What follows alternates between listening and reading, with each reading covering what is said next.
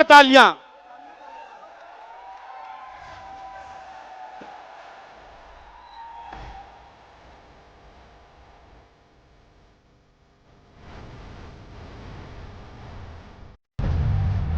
अब उनके बाद आमदार अहमद बलाला साहब की खिदमत में डॉक्टर खालिद परवेज साहब और हाजी यूसुफ इलियास, इन दोनों साहिबान से गुजारिश करूंगा एमएलए अहमद बलाला साहब की खिदमत में गुलों का नजराना पेश करें। जोरदार तालियों में इस्तकबाल होना चाहिए।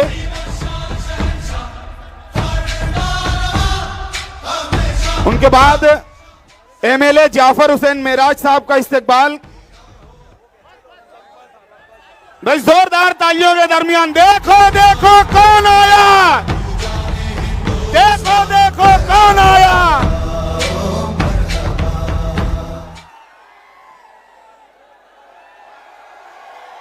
औज़ु बिल्लाहि मिनश शैतानिर रजीम,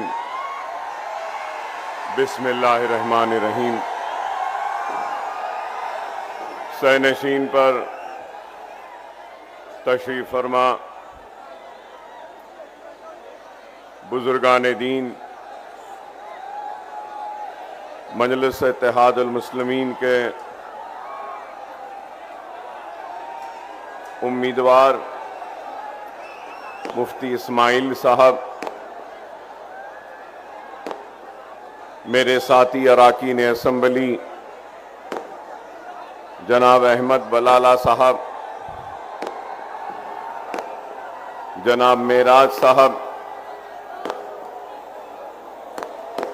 और इस जलसे में शिरकत करने के लिए आए हुए बुजुर्गों, नौजवान साथियों और घरों में बैठकर सुनने वाली मेरी इज्जत मां, पर्दानशीन मां और बहनों, इंतखाबात का वक्त है। इंतखाबी सरगर्मियों का आगाज हो चुका है और 20 तारीख के दिन अवाम अपने पसंद के उम्मीदवार का इंतखाब करेगी और उसको ऐवान असम्बली में अपना नुमाइंदा बनाकर भेजेगी और इस उम्मीद के साथ भेजेगी कि वो उनके मसाइल की तर्जुमानी करेंगे, उनके दुख और दर्द को इख्तिदार पर बैठे जिम्मेदारों के सामने पेश करेंगे, उनके मसाइल को न सिर्फ पेश करेंगे बल्कि उनका हल भी ढूंढकर उसको हल करवाएंगे। और उसी इंतखाबी मुहिम के सिलसिले में मैं भी आज आपके दरमियान में आया हूं और अगर आया हूं तो कोई नफरत की बात करने नहीं आया हूं। अगर आया हूं तो किसी के जज्बात को ठेस पहुंचाने के लिए नहीं आया हूं। अगर आया हूं तो कोई नफरत की बात करने के लिए नहीं आया हूं। और अगर आया हूं तो यहां मजहबी मुनाफरत को फैलाने के लिए नहीं आया हूं। मैं आज आपके दरमियान में अपने दुख को लेकर आया हूं, अपने दर्द को लेकर आया हूं, अपने कर्ब को लेकर आया हूं, अपने साथ और मेरे भाइयों के साथ होने वाली नाइंसाफी को लेकर आया हूं और हिंदुस्तान की सबसे बड़ी अक़लियत मुसलमान के साथ हक तलफी जो हो रही है, उस हक तलफी वो नाइंसाफी को बयान करने के लिए आपके दरमियान में आया हूं। और इस बात से कोई इनकार नहीं कर सकता कि अगर किसी मुल्क की तरक्की हो या किसी रियासत की तरक्की हो या किसी शहर की तरक्की हो, तो तरक्की उस वक्त तक मुकम्मल नहीं हो सकती जब तक के उसके तरक्की और उसकी खुशहाली का हिस्सा हर शहरी को न मिले। और हिंदुस्तान एक ऐसा गुलदस्ता है जिस गुलदस्ते में हिंदू भी है, मुसलमान भी है, सिख भी है, ईसाई भी है, पारसी भी है। इस गुलदस्ते में अल्लाह को मानने वाले भी हैं, भगवान को मानने वाले भी हैं, गॉड को भी मानने वाले हैं। तो इस गुलदस्ते में ऐसे भी लोग हैं जो अल्लाह, भगवान या गॉड को नहीं मानते। ये मुल्क सबका है। ये मुल्क सिर्फ मेरा नहीं है। ये मुल्क सिर्फ नरेंद्र मोदी का नहीं है। ये मुल्क सिर्फ राहुल गांधी का नहीं है। ये मुल्क सबका बराबर का है। और इस मुल्क में रहने वाला इस शहर और इस मुल्क पर अपना हक उतना ही रखता है जो दूसरों का है। लेकिन अफसोस के साथ मुझे यह कहना पड़ता है कि आज हम मुसलमानों को इस मुल्क का शहरी कम, बल्कि इस मुल्क के किराएदार की तरह देखा जा रहा है। हमको दूसरे दर्जे की शहरी की तरह देखा जा रहा है।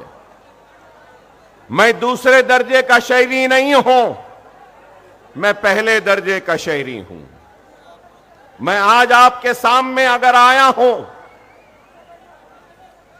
तो जवाब तलब करने आया हूं उन लोगों से जिन्होंने कभी नारा दिया था, सबका साथ, सबका विश्वास। तो मैं पूछना चाहता हूं कि मुझे तुमने अपने साथ से महरूम क्यों रखा? मुझे अपने विश्वास से महरूम क्यों रखा? तुमने मुझे विकास से महरूम क्यों रखा? क्या मैं इस मुल्क का शहरी नहीं? आज अगर हम आते हैं आवाम के दरमियान में तो हम ऐसे सवालात करते हैं तो हमारे ये सवालात बुरे दिखते हैं।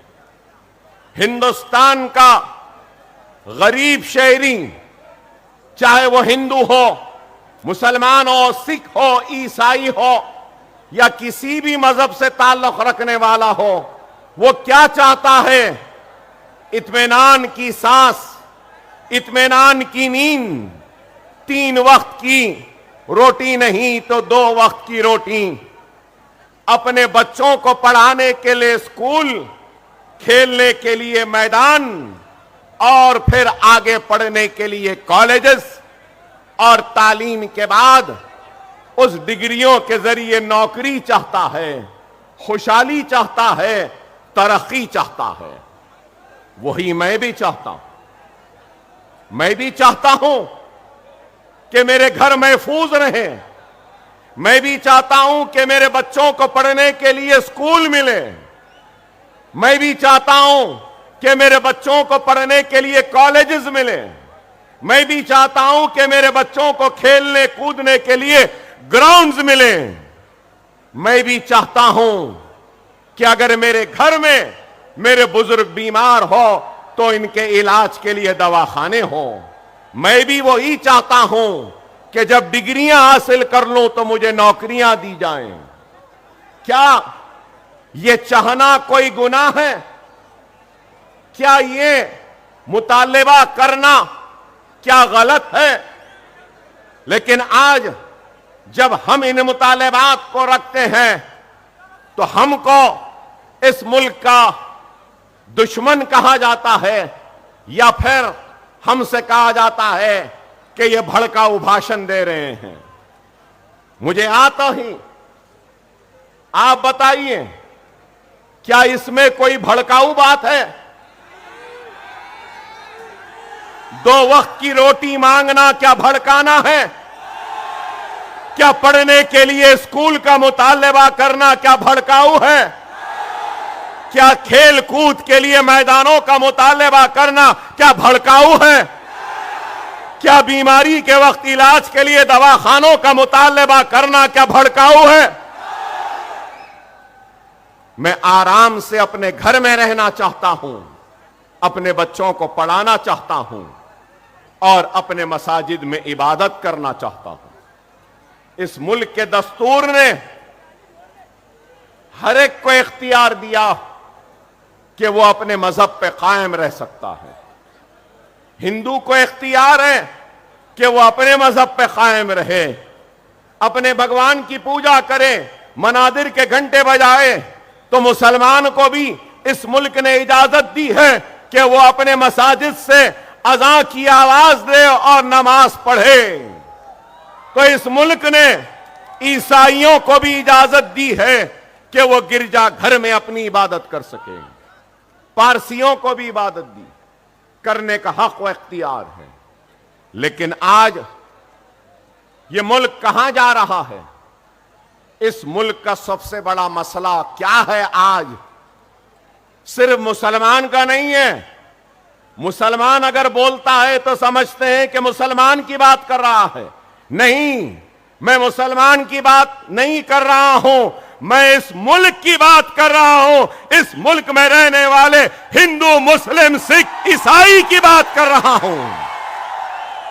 मैं हिंदुस्तानी की बात कर रहा हूं, मैं भारतीय की बात कर रहा हूं, मैं इंडियंस की बात कर रहा हूं कि सबसे बड़ा मसला है तो बेरोजगारी का है, दूसरा मसला है तो महंगाई का है, तीसरा मसला है तो इसका है कि पेट्रोल डीजल की कीमतें बढ़ रही हैं, चौथा मसला है कि हिंदुस्तान की बिगड़ती हुई मईशत का है, रुपये की गिरती हुई कदर का है, डॉलर बढ़ रहा है। लेकिन आज आप बताइए, ना रोजी की फिक्र है, ना रोटी की फिक्र है, ना ही महंगाई को कम करने की फिक्र है, ना किसानों को खुदकशी से रोकने की फिक्र है, ना ही बीमारों के इलाज के लिए दवाखानों को बनाने की फिक्र है।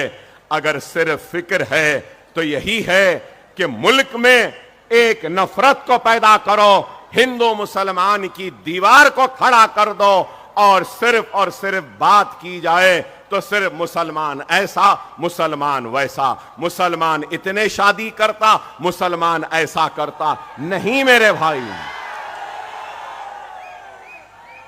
इस मुल्क का मसला मुसलमान नहीं है। इस मुल्क का मसला बेरोजगारी है, इस मुल्क का मसला गुर्बत है, इस मुल्क का मसला पानी है, इस मुल्क का मसला अनाज है। लेकिन आज सिर्फ बातें अगर होती हैं तो क्या आप बताइए, मैं पूछना चाहता हूं, जिन लोगों ने कहा था कि 15 लाख लाएंगे, क्या लाए? ब्लैक मनी का खात्मा करेंगे, क्या हुआ? क्या करप्शन का खात्मा हुआ? क्या महंगाई कम हुई? क्या रोजी मिली या रोटी मिली? लेकिन इन सारे मसाइल से तवज्जो को हटा दिया और क्या, बस मुसलमान मुसलमान। अरे ये मुसलमान, मैं मुसलमान हूं, हां हूं, मुझे नाज है, मुझे नाज है मुसलमान होने पर। मैं मुसलमान होने पर शर्मिंदा नहीं हूं, मैं मुसलमान होने पर खाइफ भी नहीं हूं, और मैं ये फख्र से कह सकता हूं कि मैं हिंदुस्तानी भी हूं और मुझे हिंदुस्तानी होने पर फख्र है। मैं इस मुल्क का वफादार था, हूं और रहूंगा। अल्लाह ना करे कि ऐसा वक्त आएगा कि मुल्क को जरूरत पड़ेगी हमारी, तो अल्लाह उसके रसूल की कसम सबसे पहले मुल्क के लिए अपनी जानों को, अपने सीनों को, गर्दनों को पेश करने वाला मुसलमान होगा, क्योंकि यह मुल्क हमारा है। हम इस मुल्क के शहरी हैं और दस्तूर ने हमको हक दिया है। लेकिन आज इस मुल्क को ये कहां ले जा रहे हैं, किधर ले जा रहे हैं, आप बताइए।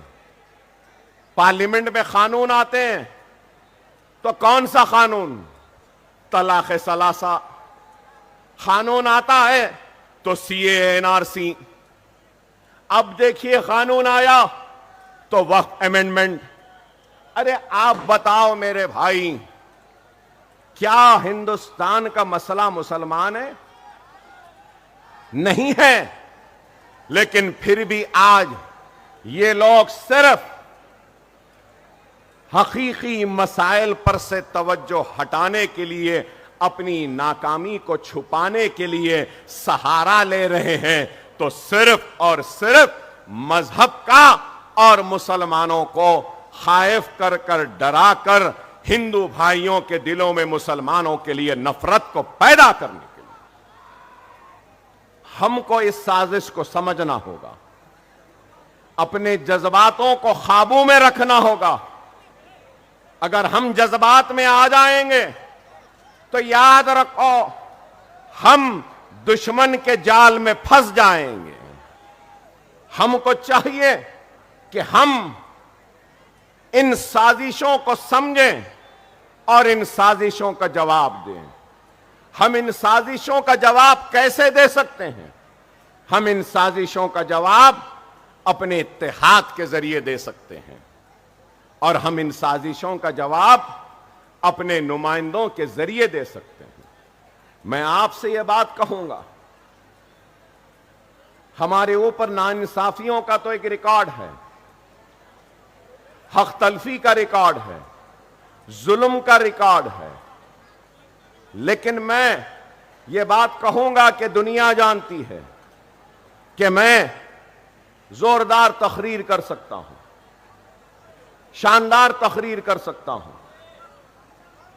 आपको अल्फाज और अपने खिताबत के सैलाब में बहा सकता हूं, और इतनी जोरदार तकरीर करते जाऊंगा आपके आंखों से आंसू भी बहा सकता हूं, नारे तकबीर अल्लाहु अकबर की आवाज भी गुंजा सकता हूं, जज्बात में ला सकता हूं। लेकिन उसके बाद क्या होगा, मेरी आवाज और आपके जज्बात इन्हीं चार गलियों में या इस शहर में दम तोड़ देंगी। लेकिन यही जज्बात, यही बेबाकी और यही बयानी अगर ऐवान असेंबली में होगी या ऐवान पार्लियामेंट में होगी तो इख्तिदार ना सिर्फ सुनने पे मजबूर होगा, वो आवाज जो अगर यहां गूंजेगी तो यहां दम तोड़ देगी, लेकिन असेंबली व पार्लियामेंट में गूंजेगी तो सारे हिंदुस्तान को सुनाई देगी। ना ही सारे हिंदुस्तान बल्कि सारी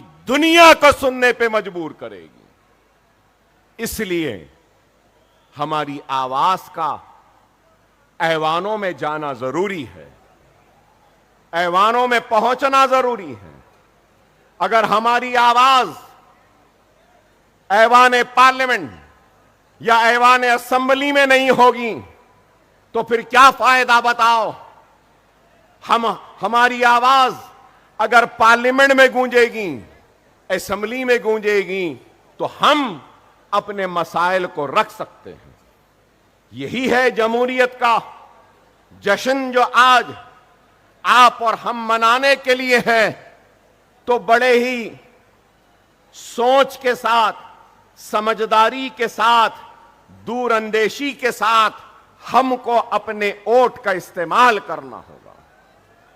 आज मुसलमान हैं, सारी दुनिया में मुसलमान हैं, सारी दुनिया में हिंदू हैं, सारी दुनिया में ईसाई हैं, पारसी हैं। मगर मैं ये बात कहूंगा कि आज मुसलमान के पास दौलत है, कहीं पर पेट्रोल की दौलत है, तो कहीं पर सोने की दौलत है, तो कहीं पर गैस की दौलत है। याद रखो मेरे हिंदुस्तान के प्यारे हिंदुस्तानी मुसलमानों, तुम्हारे पास पेट्रोल और सोने वो गैस से बड़ी दौलत है, और वो दौलत तुम्हारा वोट है। इसको समझो, इसकी अहमियत को समझो, इसकी ताकत को समझो। अगर आज हम अपने वोट की अहमियत को नहीं समझेंगे और जमहूरियत का हिस्सा नहीं बनेंगे, अपने वोट का इस्तेमाल नहीं करेंगे, तो फिर हम कैसे पूछ सकते हैं कि हमारे साथ नाइंसाफी हुई? हम कैसे पूछेंगे कि हमारी हक तलफी हुई? खुदारा इस बात को समझो, हालात बड़े नाजुक हैं। आज मैं मजलिस इत्तेहादुल मुस्लिमीन के जिम्मेदार की हैसियत से आपके सामने हूं, तो मैं बताना चाहता हूं मजलिस इत्तेहादुल मुस्लिमीन क्या है।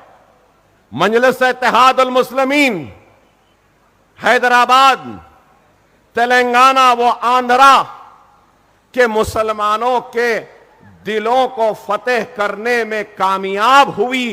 तो क्यों हुई? क्या सिर्फ जज्बाती तकारीर से हुई या सिर्फ नारों से हुई? नहीं मेरे भाई, 70 बरस की जहद मुसलसिल का नतीजा है कि आज हमने हुकूमतों को मजबूर किया हमारे मसाइल को न सिर्फ सुनने के लिए बल्कि उनको हल करने के लिए भी। आज आप खुद गौर करो कि आज मैंने कहा आपसे कि एक गरीब क्या चाहता है, एक इंसान क्या चाहता है? स्कूल, ग्राउंड्स, खेलने के लिए कॉलेजेस।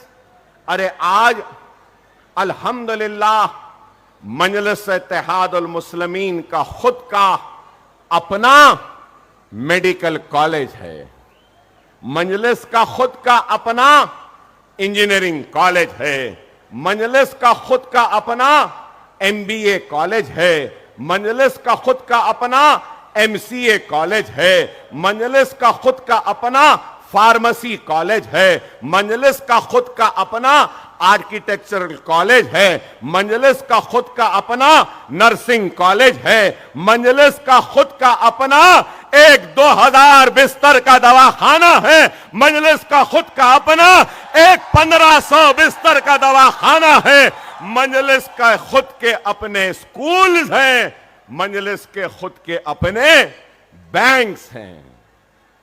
आप बताओ ये काम कैसे हुआ? कैसे हुआ बताओ? आप बोलेंगे कि मजलिस सिर्फ जज्बाती बातें करती है। नहीं, हमने काम किया। और मैं कहना चाहता हूं कि हिंदुस्तान का वन ऑफ द बेस्ट नहीं तो कम से कम अच्छे कैंपसेस में अगर कोई है तो वो हमारा मजलिस का Deccan college of medical sciences का कैंपस है। कि इतना है।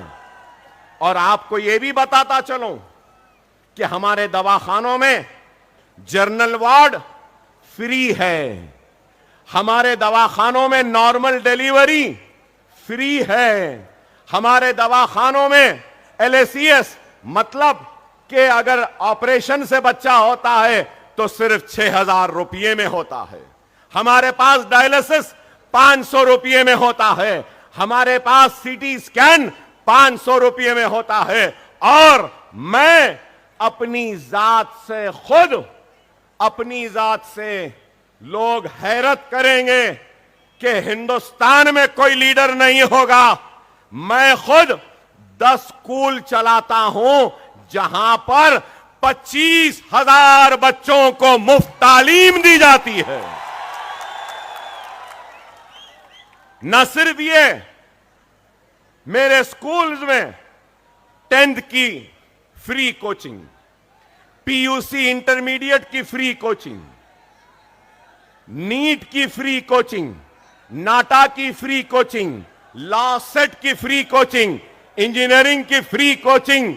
आपको सुन के हैरत होगी कि 40,000 बच्चों को मुफ्त तालीम का इंतजाम आज हैदराबाद में अकबरुद्दीन ओवैसी करवा रहा है।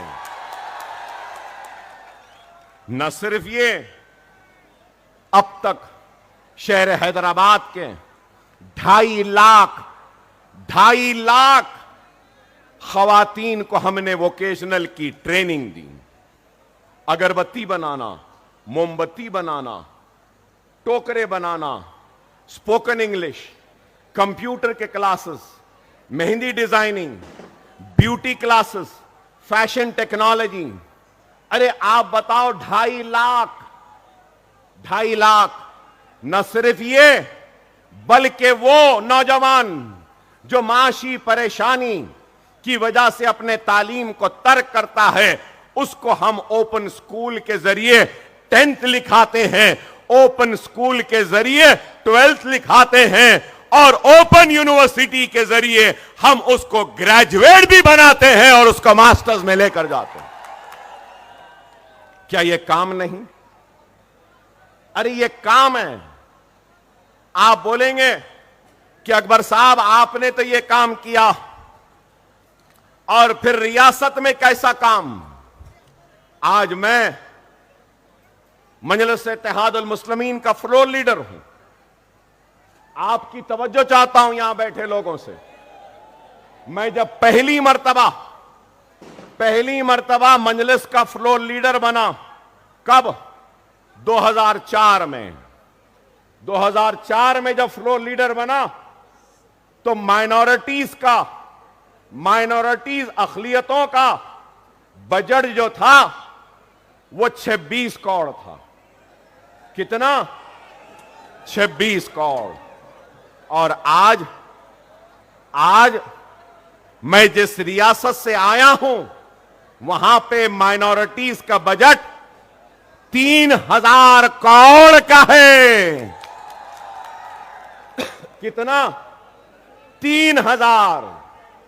आप बताओ, क्या यह कारनामा नहीं है? आप यहां नौजवान खड़े हैं, हमारी रियासत में कोई भी नौजवान डॉक्टर बनना चाहे, इंजीनियर बनना चाहे, लॉयर बनना चाहे, एमबीए मास्टर्स करना चाहे, या एमसीए करना चाहे, या जो फार्मेसी करना चाहे, या आर्किटेक्चर करना चाहे, वो सिर्फ इम्तिहान को क्वालिफाई कर ले और हुकूमत उसकी पूरी फीस देती है। क्या आपको मालूम 10 साल में कितने मुसलमान बच्चों को स्कॉलरशिप मिली? क्या आप जानते हैं? आपको सुनकर हैरत होगी, तेलंगाना में मुसलमानों की आबादी कितनी है? तेलंगाना में मुसलमानों की आबादी 50 लाख है। कितनी? 50 लाख। और महाराष्ट्र में मुसलमानों की आबादी कितनी है? 1 करोड़ 44 लाख। 1 करोड़ 44 लाख महाराष्ट्र में है। हमारे पास 50 लाख। आपको सुन के हैरत होगी, 10 साल में, सिर्फ 10 साल में 28 लाख मुसलमान बच्चों की स्कॉलरशिप हुकूमत ने अदा की है। 28 लाख।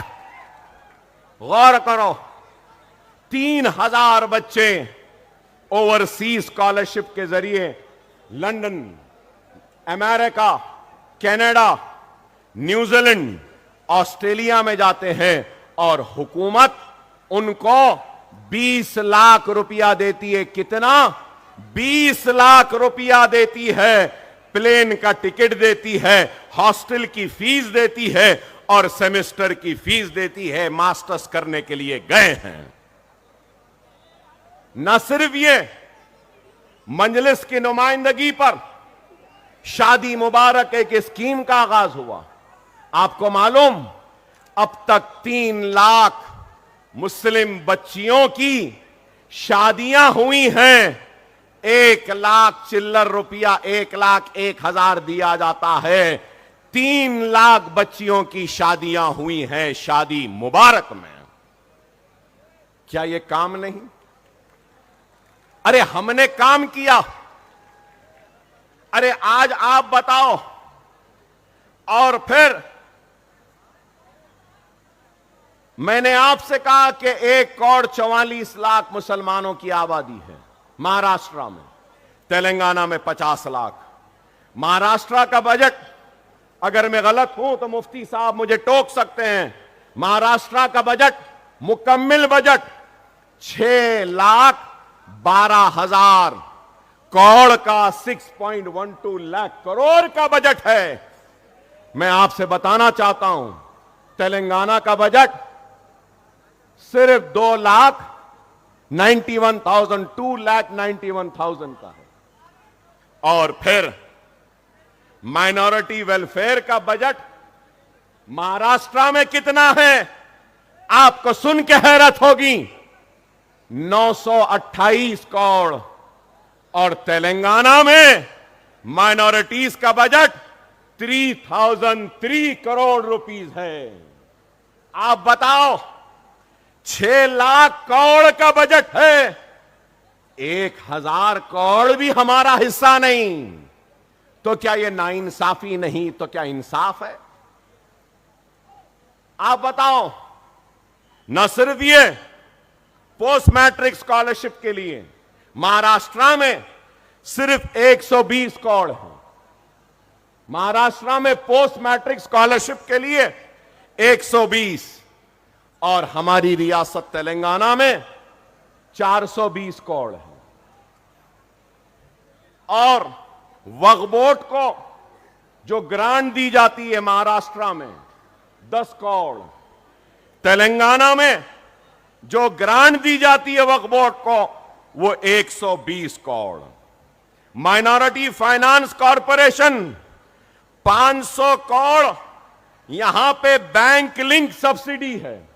बैंक लिंक है मतलब बैंक से लिंक है।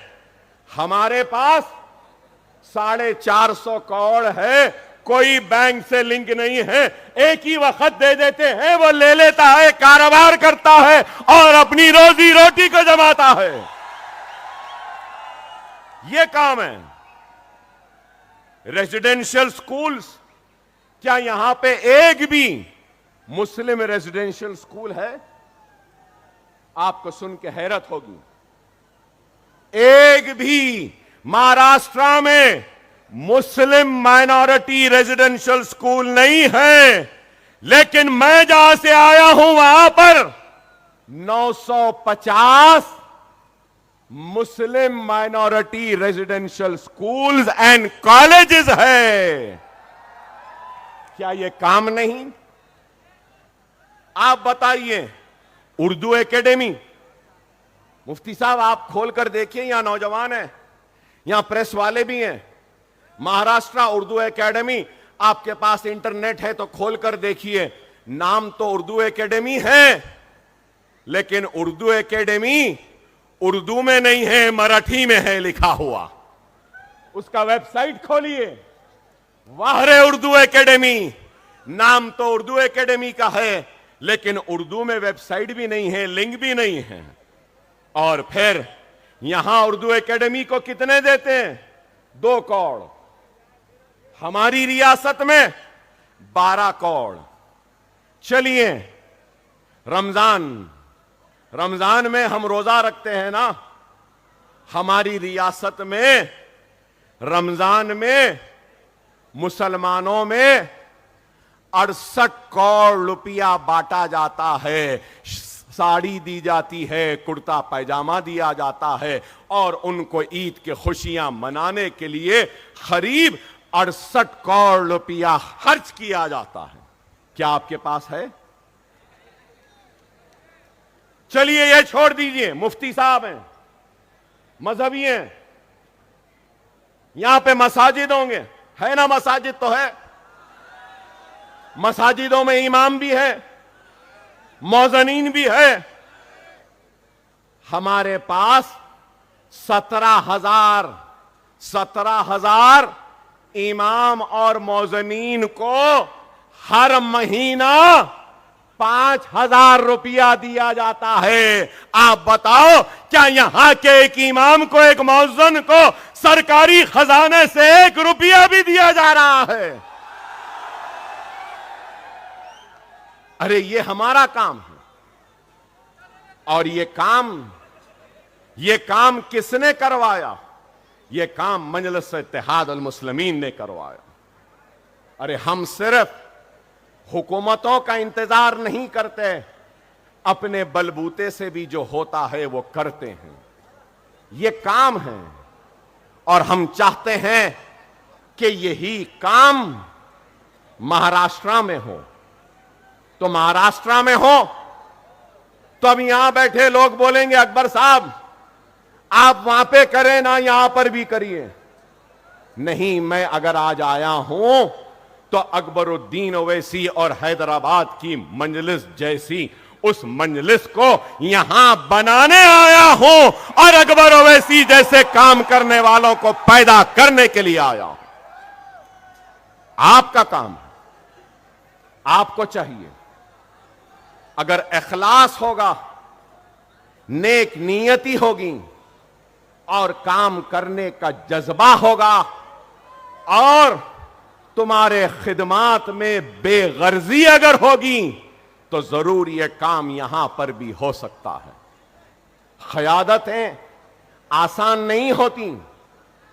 क़यादत करना बड़ा कांटों का ताज है, आसान नहीं होता। अगर क़यादत करना है तो पहले बेगर्ज बनो, मुखलिस बनो, मोहसिन बनो, दर्द को समझने वाला बनो और गरीब की तकलीफ को समझने वाला बनो, तो जब जाकर तुम कामयाब होगे और कुछ कर सकोगे।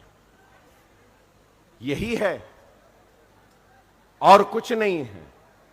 और आज हमको एक ऐसी क़यादत चाहिए जो इखलास से भरी हो, जो भटके हुए नौजवानों को राह रास्त पर लाए। नौजवानों के जोश की मैं कदर करता हूं, सलाम करता हूं आपके जोश को, आपकी मोहब्बत को सलाम करता हूं, कदर करता हूं, आपकी मोहब्बत का एहतराम करता हूं। लेकिन यह बात जरूर कहूंगा कि अपने सीनों में ईमान को जिंदा रखो, ईमान को मरने न दो। दुनिया के पीछे न दौड़ो, आखिरत की फिक्र करो। यह दुनिया फानी है, यह दुनिया हसीन है, दुनिया जमील है, दुनिया खूबसूरत है, लेकिन याद रखो यह दुनिया खत्म होने वाली है। किसी को आगे तो किसी को पीछे, हम सबको दुनिया को छोड़कर जाना है, अल्लाह को मुंह दिखाना है। और अल्लाह हमसे पूछेगा कि तूने क्या किया है, तो अल्लाह के सामने हाजिर होते वक्त कुछ तो ऐसा कर लो जिससे कि अल्लाह तुमसे राजी हो जाए, अल्लाह खुश हो जाए और तुम्हारी आखिरत संवर जाए। अभी आया, लोगों ने कहा शेर आया, शेर आया। नहीं मेरे भाई, मैं कोई शेर वेर नहीं हूं, ना ही मुझे शेर बनने का शौक है। मैं नहीं हूं, मैं शेर नहीं हूं, मैं इंसान हूं। और मैं अपने आका मोहम्मद मुस्तफा सल्लल्लाहु अलैहि वसल्लम के गुलामों के गुलामों के गुलामों के गुलामों के गुलामों के गुलाम हूं। मैं शेर नहीं हूं, मगर यह जरूर है मैं तुमको शेर बनाने आया हूं। शेर बनना है, शेर बनना है, शेर बनना है, अपने हक के लिए लड़ना है, इंसाफ के लिए लड़ना है। तो आसान है, आसान है। क्या है बोलूं? बोलूं क्या है? अमल करोगे? वादा है, वादा है, करोगे? नमाज के पाबंद बन जाओ, कुरान को पढ़ो, सुन्नत रसूलुल्लाह पे अमल करो, यतीमों के सर पर हाथ रखो, बेवाओं की मदद करो, जुल्म के खिलाफ आवाज बुलंद करो, अपने गुनाहों से तौबा करते हुए अपने रूठे हुए अल्लाह को मना लो। तुम शेर बन जाओगे और तुम शेर के सामने दुनिया की कोई ताकत तुमको कमजोर नहीं कर सकती। ये हमारे ईमान की ताकत है। खुदारा समझो, समझो इस बात को। जज्बाती तकारीर मैं नहीं करूंगा आज, मैं सिर्फ अपनी कौम को समझाने आया हूं। अपने वजूद को समझो, अपने वजूद को समझो। अगर मैंने ये सारे कौड़ा रुपये की बात कही, इतने पैसे मिल रहे हैं, हुकूमत नहीं दे रही है, ठीक है, मजलिस लड़के महाराष्ट्र में भी लेगी जैसा तेलंगाना में ली थी। आप भेजो हमारे नुमाइंदों को, हम लड़ेंगे, मजबूर करेंगे कि वो सब दें जो तेलंगाना में दिया जाता है, लेंगे। लेकिन हर कोई कहता है कि मुसलमान गरीब है। बेशक गरीब है, बेशक गरीब है, पिछड़ा हुआ है, पसमानदा है, सबसे पीछे है। लेकिन हमारे पास एक बहुत बड़ी दौलत है जो किसी के पास नहीं, और वो दौलत ईमान की दौलत है। वो ताकत कलमे की ताकत है, ला इलाहा इल्लल्लाह मुहम्मदुर रसूलुल्लाह। ये बहुत बड़ी ताकत है। कई उलमाओं ने अपनी किताबों में लिखा है कि अगर कोई कलमा पढ़ ले सदके दिल, सच्चे दिल से, तो ला इलाहा इल्लल्लाह मुहम्मद रसूलुल्लाह कलमा पढ़ते पढ़ते समुंदर को भी पार कर सकता है। अरे ये ताकत है, ये ताकत है तुम्हारे पास। अरे इस ताकत को समझो, अपने जिंदगियों में तब्दीली लाओ, अपने जिंदगियों में एक तब्दीली लाओ। खुदारा ये इलेक्शन तो आते रहेंगे, जाते रहेंगे, अपने जिंदगियों में इस्लाह लाओ। गुनाहों से परहेज करो, हराम से परहेज करो, नेकी को इख्तियार करो, मसाजिदों का आबाद करो। अगर मसाजिद आबाद रहेंगी तो कोई तुम्हारे मसाजिदों पे बुरी नजर उठाना का सोचेगा भी नहीं।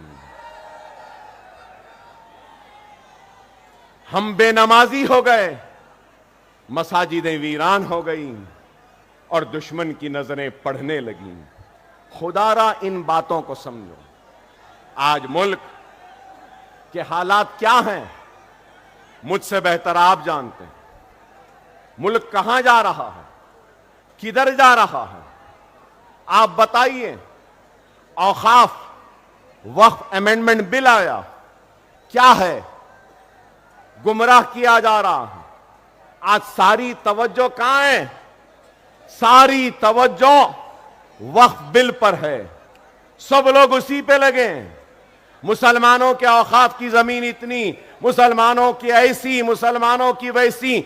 अरे हमारे वक्फ की जमीन हमारी है, हमारे आबा व अजदाद, हमारे बड़ों ने, हमारे बुजुर्गों ने वक्फ किया है, एक मकसद के लिए वक्फ किया है।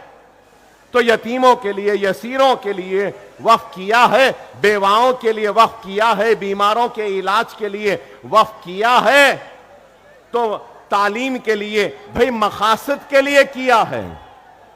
लेकिन आज इनको फिक्र है तो वो जमीन छीनने की।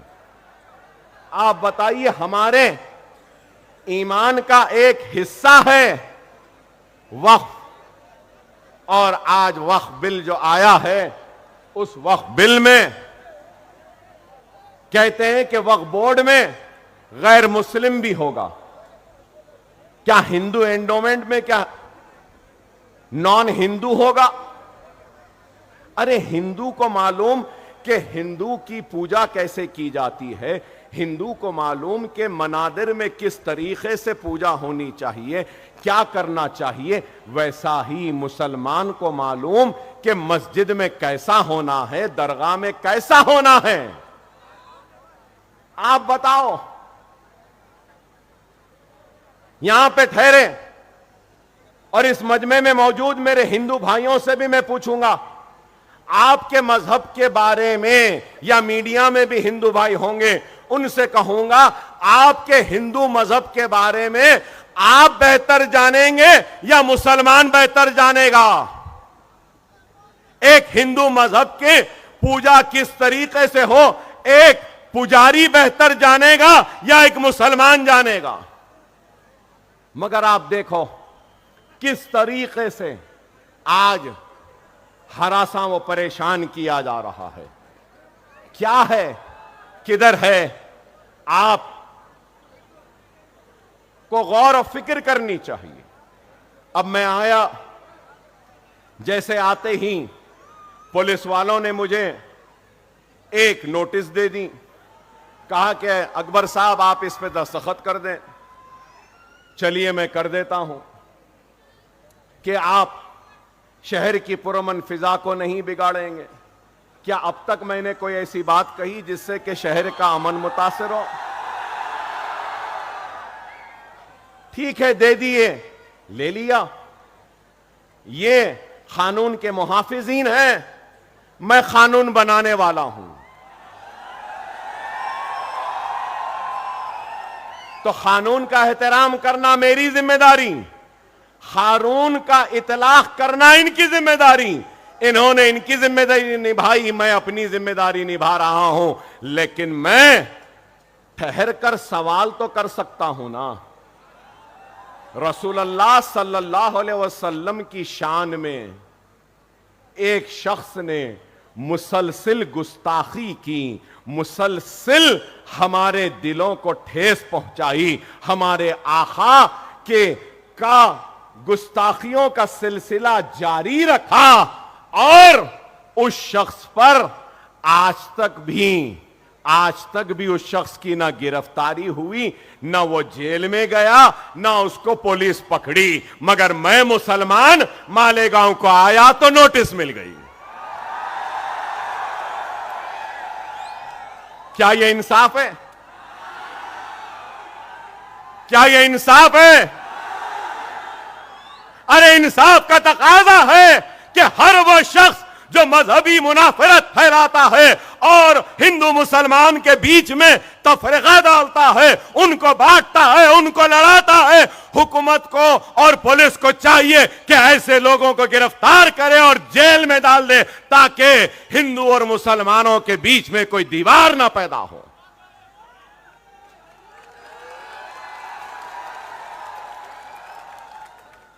मैं एक बात कहना चाहता हूं और एक मुतालबा करना चाहता हूं। अगर मेरे मुतालबे को आप और आप सारे लोग कबूल करते हैं तो जोरदार नारा लगाना। मजलिस इत्तेहादुल मुस्लिमीन की तरफ से अकबरुद्दीन ओवैसी आज इस जलसे के जरिए इस अवाम की मौजूदगी में यह मुतालबा करता है कि रसूलुल्लाह की शान में गुस्ताखी करने वाले को फौरन गिरफ्तार किया जाए, जेल में डाला जाए। क्या आप मंजूरी देते हैं? नारे तकबीर, नारे तकबीर, नारे तकबीर।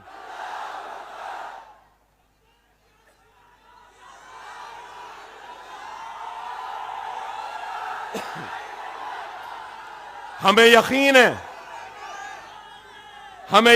है कि मुल्क का कानून जरूर रसूलुल्लाह की शान में गुस्ताखी करने वाले को पकड़ेगा। मुझे यकीन है कि जिस तरीके से ये सच्चे बहादुर जवां मर्द पुलिस वालों ने जो मुझे नोटिस दी है, यही सच्चे जवां मर्द ईमानदार पुलिस ऑफिसर अपनी ड्यूटी करेंगे और वो गुस्ताख को भी पकड़ कर लाएंगे, मुझे यकीन है। अब वक्त बताएगा, वक्त फैसला करेगा। हम जानते हैं। और फिर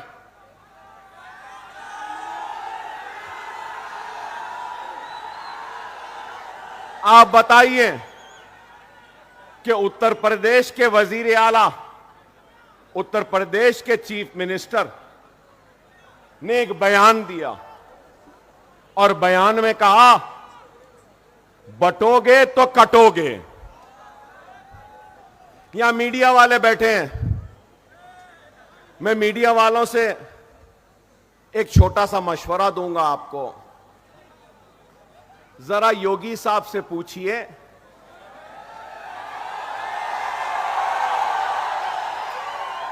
कि योगी साहब ने किसके बटने की बात की, किसके कटने की बात की। मिस्टर योगी किससे मुखातिब हैं? बटोगे किससे कह रहे हैं? कटोगे किससे कह रहे हैं? जरा पूछो ना भाई। मैं ये समझता हूं कि अगर हिंदुस्तान में हिंदू, मुस्लिम, सिख, ईसाई, पारसी अगर बटेगा तो हमारा मुल्क कमजोर होगा। अगर हम सब एक रहेंगे, हिंदू, मुस्लिम, सिख, ईसाई, तो वो दिन दूर नहीं कि हिंदुस्तान दुनिया का सुपर पावर बन जाएगा। सही है या गलत? पता नहीं ये योगी किसके बटने की बात कर रहे हैं, किसके कटने की बात कर रहे हैं। कटवाने की सियासत करने वाले आज बांटने और कटाने की बात कर रहे हैं। बुलडोजर की सियासत करने वाले आज ये बात कह रहे हैं। मॉब लिंचिंग, लव जिहाद के नाम पर काटने वाले ये बात कह रहे हैं। और यही लोग हैं जो मुल्क को कमजोर कर रहे हैं। आप बताइए, दाढ़ी है तो मारते हैं, सर पे टोपी है तो पीट देते हैं, चेहरे पे सुन्नत है तो ट्रेन में गोलियां मार दी गई। क्या सजा है? क्या है गुनाह? सर पे टोपी है, चेहरे पे सुन्नत है। गोश है तो नई बीफ है, कह दिए मार दिए। Mob lynching. अरे आप बताओ, घर वापसी के नाम पर अब वक्फ एक्ट है, तो आप गौर करो मेरे भाई, ये सब चीजें क्या हैं। मैं आज इस जलसे से न सिर्फ मुसलमानों से बल्कि मेरे हिंदू भाइयों से अपील करूंगा कि खुदा रहा ये मोदी योगी के बातों में ना जाओ, इस मुल्क को कमजोर होने मत दो। ये मजहब और नफरत की सियासत से एतराज करो और तरक्की के सियासत को थमा लो। आओ हम और तुम मिलकर इस मुल्क को आगे बढ़ाएंगे। लेकिन आज क्या हो रहा है बताइए। मैं आपसे यही अपील करने आया हूं कि खुदारा समझो हालात क्या हैं। हालात क्या हैं? आज आप महाराष्ट्र की सियासत को देखिए, महाराष्ट्र की सियासत को देखिए कि क्या है। मैं हमारे पुलिस ऑफिसर्स से रिक्वेस्ट करूंगा, प्लीज, डिस्टर्बेंस हो रहा है साहब, 10 मिनट है, मुझे बोलने दीजिए प्लीज प्लीज। और मैं पब्लिक से भी रिक्वेस्ट करूंगा कि जो जहां है वहां ठहर जाएं। देखो ये अपनी ड्यूटी कर रहे हैं, ठहर जाओ। 10 मिनट है, मैं खत्म कर दूंगा अपनी तकरीर, समझो। 10 मिनट हैं।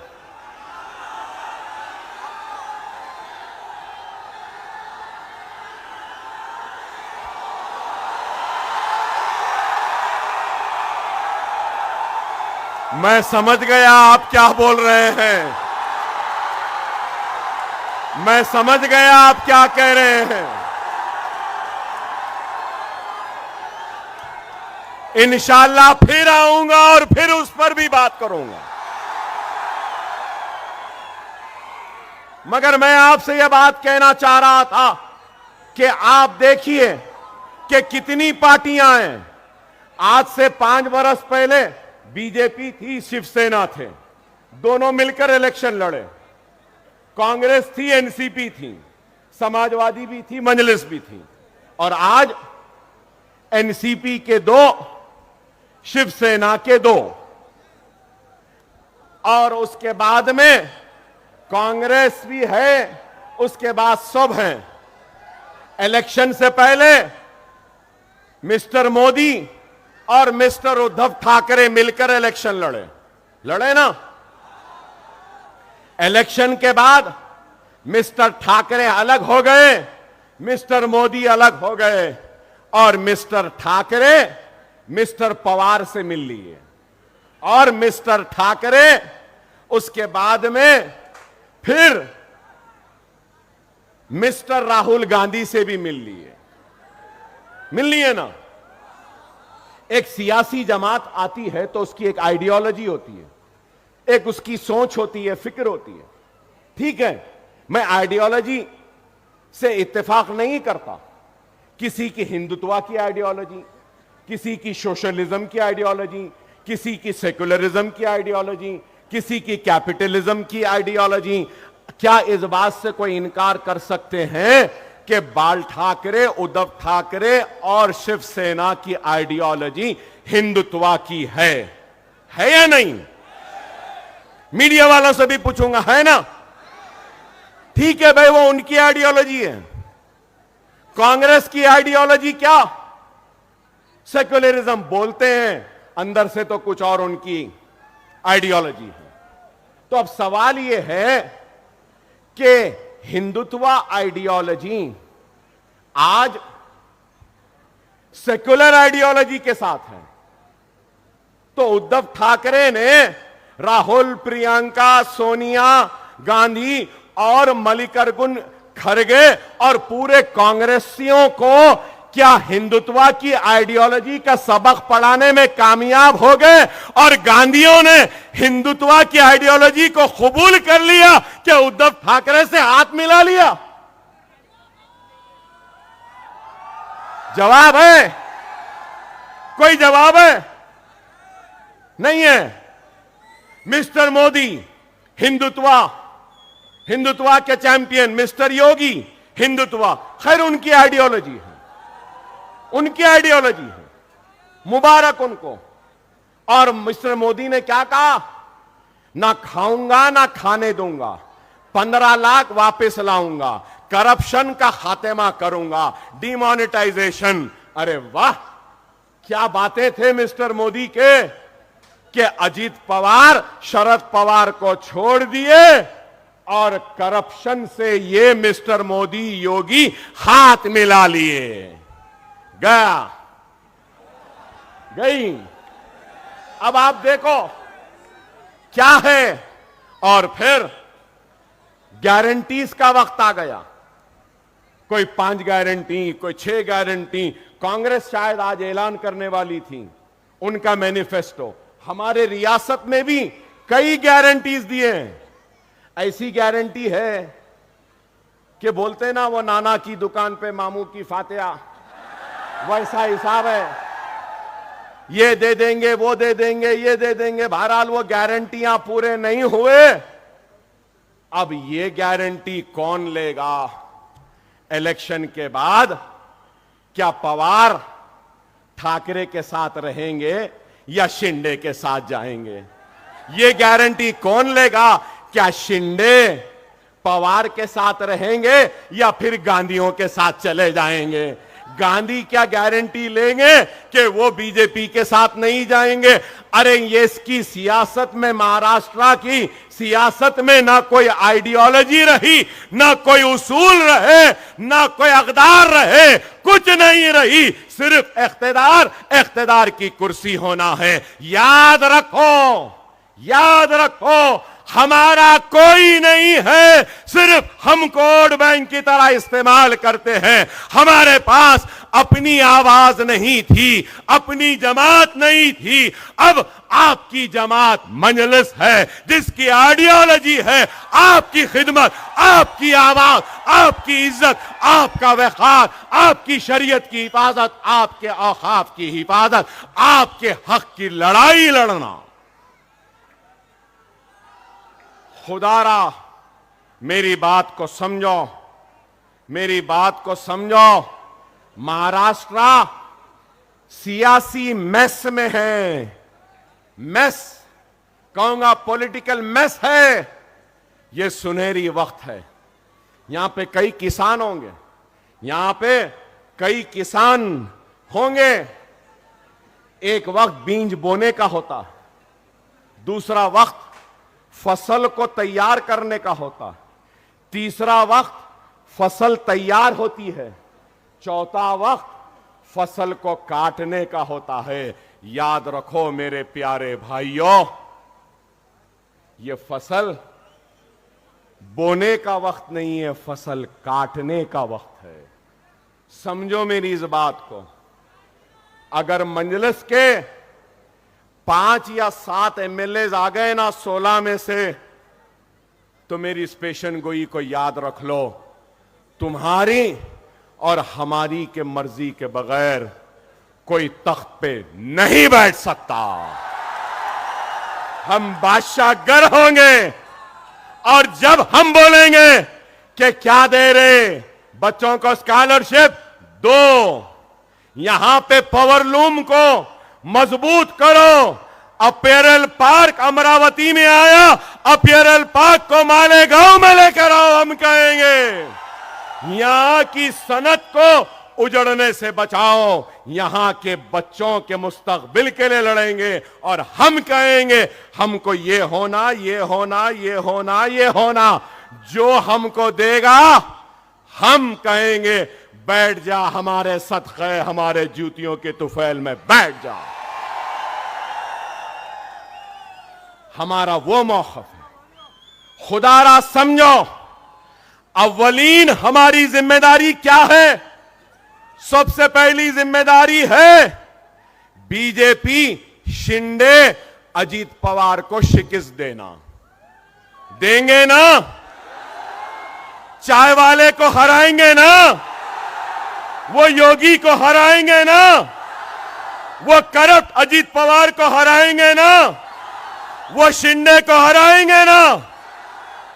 उसके बाद में जिम्मेदारी है तो क्या है? मजलिस जहां है इसको जिताना। जिताएंगे ना? होशियारी से वोट का इस्तेमाल करो। कहीं ऐसा ना हो जाए कि आपका वोट बीजेपी के दामन में ना चला जाए। खुदारा अपने वोट का सही इस्तेमाल करो। अभी 2 मिनट है, 2 मिनट है। अपने वोट का सही इस्तेमाल करो। अगर मैं यही कहूंगा मजलिस को भी नहीं देना चाहते हैं, तो यह समझ लो अच्छाई और मुकाबले में अगर कोई है तो बुराई है। अपने वोट को अच्छाई के लिए इस्तेमाल करो, अपने वोट को खुशहाली के लिए इस्तेमाल करो, अपने वोट को नशा मुक्त मालेगांव बनाने के लिए इस्तेमाल करो, अपने वोट को जालिमों के खिलाफ इस्तेमाल करो, अपने वोट को उन लोगों के हक में इस्तेमाल करो जो आपकी आवाज बनते हैं। अकबरुद्दीन ओवैसी आपका था, आपका है, आपका रहेगा। वादा किया था स्कूल बनाऊंगा, इंशाअल्लाह ताला स्कूल जरूर बनेगा, ये मेरा वादा है। आसमान में भी इस तारीख को सिर्फ पतंग पतंग पतंग पतंग रहेगी। नारे तकबीर, नारे तकबीर, नारे तकबीर।